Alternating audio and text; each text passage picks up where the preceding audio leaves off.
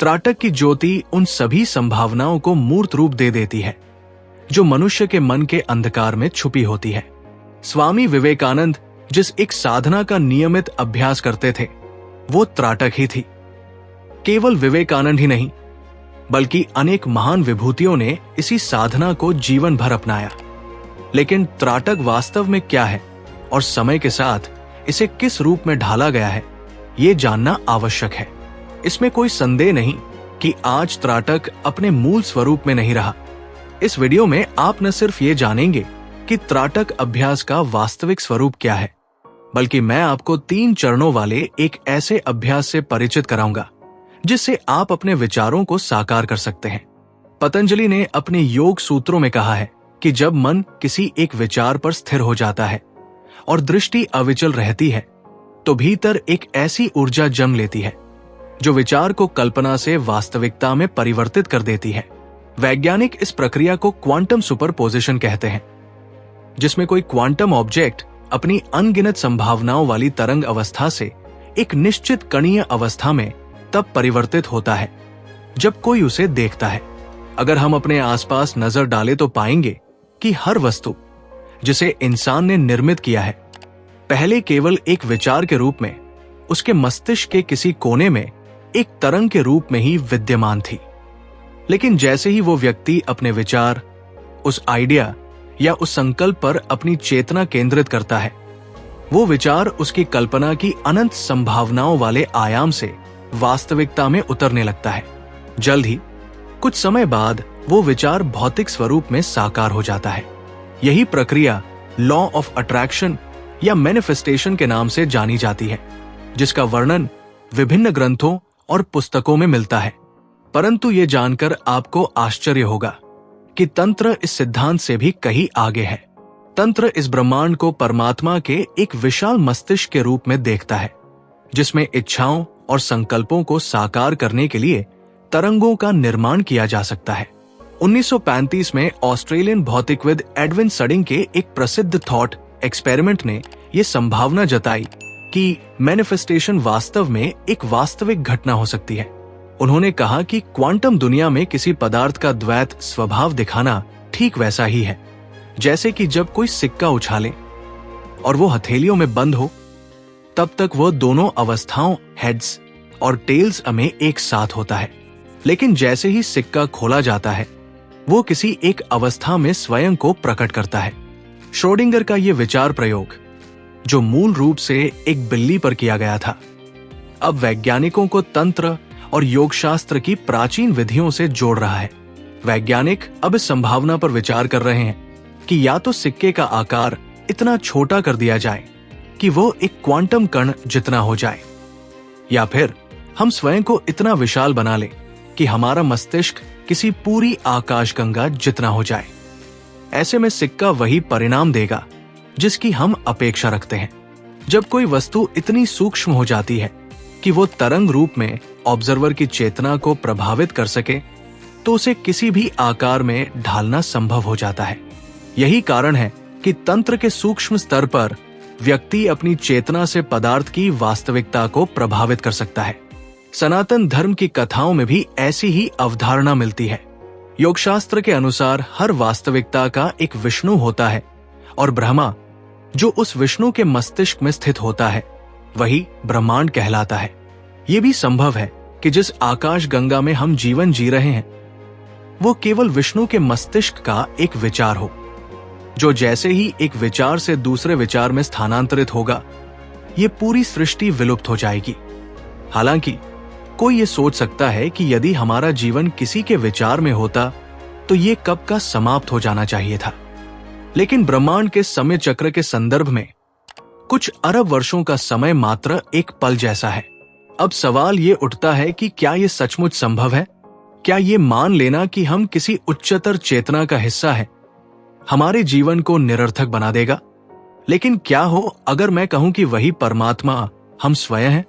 Edwin Sading ने 1971 में अपनी पुस्तक में लिखा था, अहम ब्रह्मास्मि, अर्थात मैं ही ब्रह्मा हूं।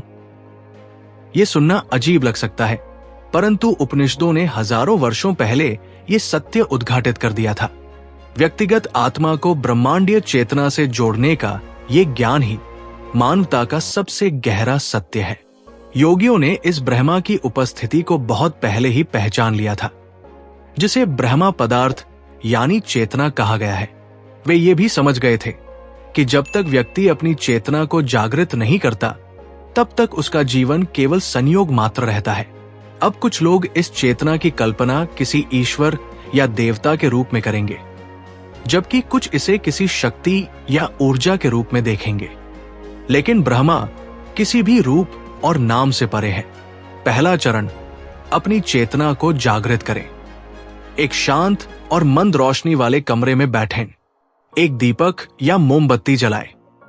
रीढ़ को सीधा रखें और शरीर को स्थिर अवस्था में रखें। सांसों को नियंत्रित करें और श्वास की स्थिरता बनाए रखें। दूसरा चरण, त्राटक अभ्यास। अपनी आंखें खोलें और दीपक की लौ को स्थिर नजरों से देखें। अपने विचारों को केंद्रित करते हुए लौ पर अपनी चेतना टिकाएं।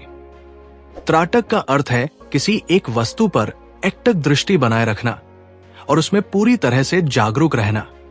तीसरा चरण, मैनिफेस्टेशन।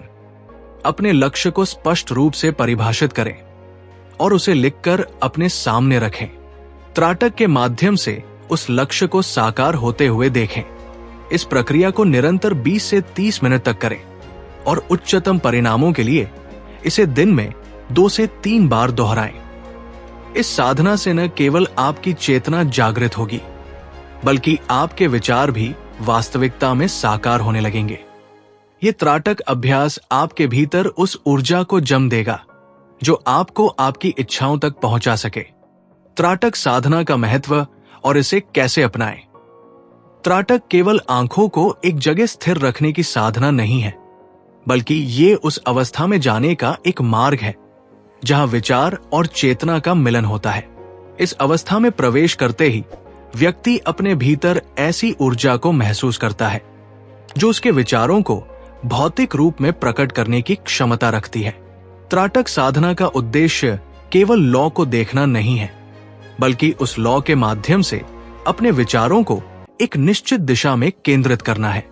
यह ध्यान और एकाग्रता का एक ऐसा अभ्यास है जो मन और आत्मा को शुद्ध करता है और व्यक्ति की चेतना को जागृत करता है। त्राटक के 3 रूप और उनके प्रभाव। त्राटक को मुख्यतः 3 प्रकारों में विभाजित किया गया है। बाह्य त्राटक, इसमें किसी बाहरी वस्तु जैसे दीपक, चंद्रमा या किसी बिंदु पर दृष्टि को स्थिर रखा जाता है।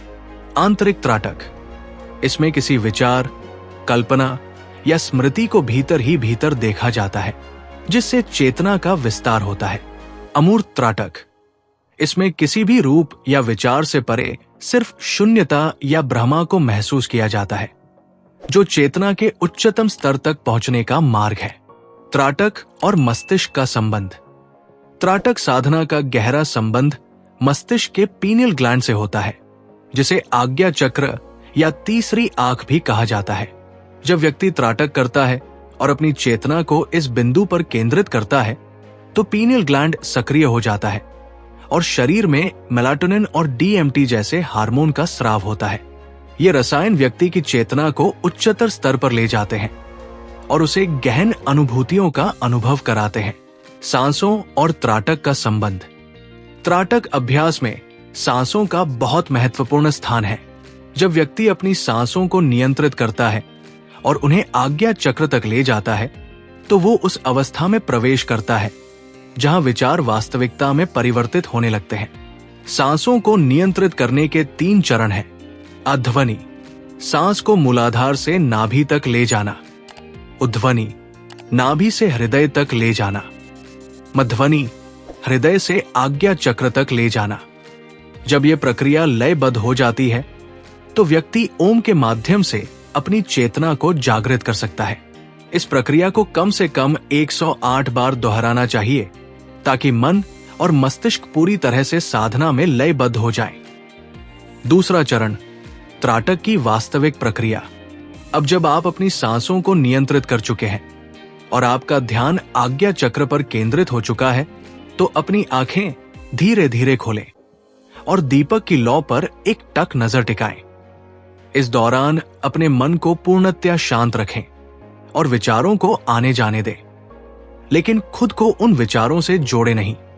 त्राटक करते समय ध्यान रखें, पलकों को झपकने न दें और दृष्टि को स्थिर बनाए रखें। जब आंखों में जलन हो या आंसू आने लगे तो धीरे से आंखें बंद कर लें। बंद आंखों से उसी लौ का आभास करें और उसे अपनी चेतना में बनाए रखें। इस प्रक्रिया को तब तक दोहराएं जब तक कि दीपक की लौ आपकी चेतना में पूर्ण रूप से समाहित न हो जाए और वह आपकी तीसरी आंख में स्थिर रूप से दिखाई देने लगे। तीसरा चरण, मैनिफेस्टेशन की अंतिम प्रक्रिया। अब जब आपकी चेतना पूरी तरह से जागृत हो गई है और आपका मन स्थिर हो चुका है, तो अपने लक्ष्य को सामने रखें। यह लक्ष्य किसी भी रूप में हो सकता है, धन, स्वास्थ्य, सफलता या कोई भी व्यक्तिगत उद्देश्य। लक्ष्य को कैसे रखें? अपने लक्ष्य को स्पष्ट रूप से लिखकर दीवार पर रखें, जिससे वो हर दिन आपकी दृष्टि में बना रहे। इस लक्ष्य को इस प्रकार देखिए जैसे कि वो पहले ही साकार हो चुका हो। अपनी आंखें बंद करें और उस लक्ष्य की कल्पना करें जैसे वो आपके हाथों में है या आपके जीवन में पहले ही उपस्थित हो चुका है। कल्पना करते समय ध्यान रखें, अपने लक्ष्य को महसूस करें, उसे पूरी तरह जिए और उसमें भावनात्मक रूप से डूब जाएं। अपनी कल्पना में उस लक्ष्य को पूरा होते हुए महसूस करें और उस आनंद का अनुभव करें जो उसके मिलने से आपको होगा। इस प्रक्रिया को कम से कम 20 से 30 मिनट तक करें और इसे दिन में 3 बार दोहराएं, सुबह ब्रह्मा मुहूर्त में, संध्या काल में और सोने से ठीक पहले। साधना के प्रभाव और परिणाम। अगर आप इस त्राटक साधना को लगातार और समर्पण के साथ करते हैं तो आप देखेंगे कि आपके विचार और संकल्प धीरे धीरे वास्तविकता में बदलने लगेंगे। आपके भीतर ऐसी ऊर्जा उत्पन्न होगी जो आपके जीवन की सभी बाधाओं को दूर कर सकती है और आपको वो सब कुछ दिला सकती है जिसकी आपने कभी कल्पना की थी। याद रखें, इस साधना में निरंतरता और धैर्य आवश्यक है। अपने लक्ष्य को किसी और से साझा न करें जब तक कि वो साकार न हो जाए। त्राटक को अपने जीवन का हिस्सा बनाएं और इसे पूरी श्रद्धा और विश्वास के साथ करें। त्राटक की शक्ति को अपनाएं। त्राटक केवल एक साधना नहीं, बल्कि आत्मा को ब्रह्मा से जोड़ने का एक सेतु है। ये वो विधि है जिससे व्यक्ति अपने भीतर छुपी हुई असीम संभावनाओं को साकार कर सकता है और अपने जीवन को अपने अनुसार ढाल सकता है। जब व्यक्ति अपनी चेतना को जागृत कर लेता है तो उसके लिए असंभव कुछ भी नहीं रह जाता। ये साधना केवल बाहरी दुनिया में नहीं, बल्कि आंतरिक यात्रा में भी आपकी सहायता करती है और आपको परम सत्य तक पहुंचाती है। अब समय आ गया है कि आप इस साधना को अपनाएं और अपने जीवन को उसी दिशा में मोड़े जहां आप वास्तव में पहुंचना चाहते हैं। त्राटक की लौ के माध्यम से अपने जीवन को एक नई दिशा दें और अपने सपनों को साकार करें।